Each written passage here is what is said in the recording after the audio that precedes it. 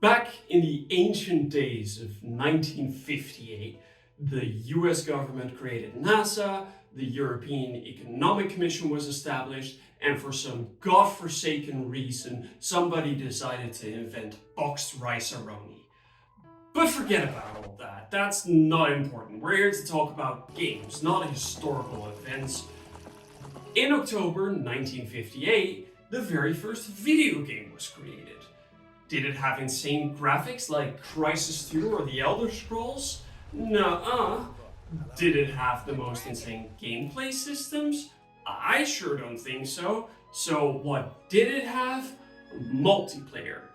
Yeah, the very first game ever created was local multiplayer. Analog games throughout history have always tended to be for multiple players, whether it was chess or poker or dice games or Monopoly. They all generally expected at least 2 players, and video games generally weren't any different. Even when there were single-player games like Pac-Man or Tetris, there was a high-score system so that you could compare yourself to your plebeian friends who couldn't even hit an Ultimatrix during a casual playthrough. But over the years, multiplayer games became better and better. And we started seeing advances in technology that supported more amazing games by the generation. Love Pong? Now there's tennis for the NES. Drifted your way through Rad Racer? Well, here's Mario Kart for the SNES. Done with Street Fighter? Here's Smash 64. GoldenEye 64 not your style anymore? Don't worry, we got you. Here's Halo 1. And it just kept getting more advanced. Want better graphics? Sure, why not? More game modes? Hell yeah, we got you.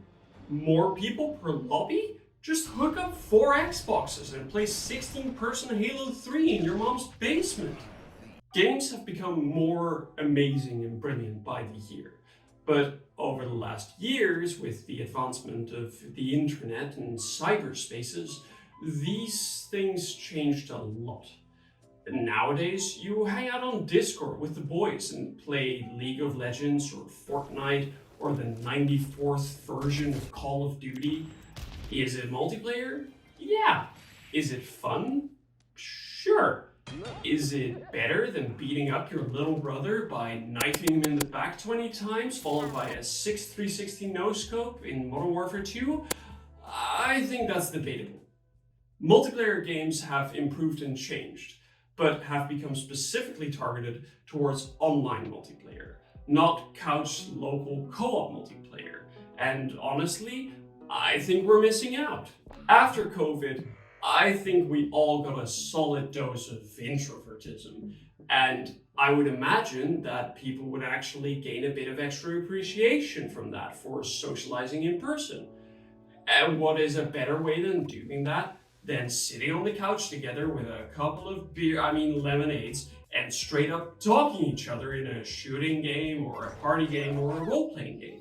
Then, when you get frustrated at your friend for cyberbullying you, you can just directly vent out your aggression at him while he's right next to you.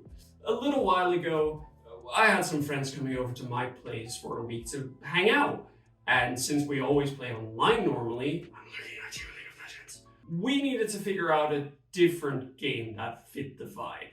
It was dark and around the time of Halloween, so which of these games do you think we decided to play?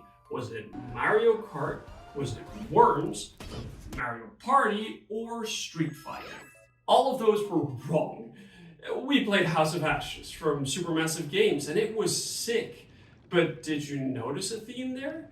If you think about couch co-op games nowadays, unless it's a fighting game like Street Fighter or Tekken, it's probably gonna be a Nintendo game, or at least available on a Nintendo console.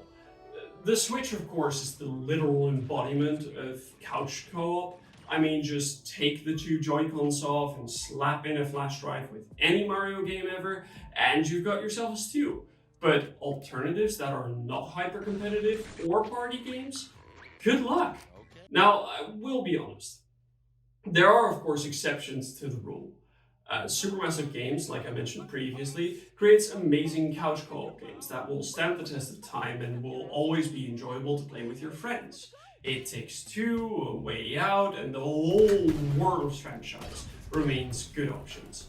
And of course, if you're open to playing the older classics, there are also single-screen games such as Heroes of Might and Magic 3 that might help you inject a strong cocktail of dopamine and serotonin. And I haven't even spoken about semi-local games.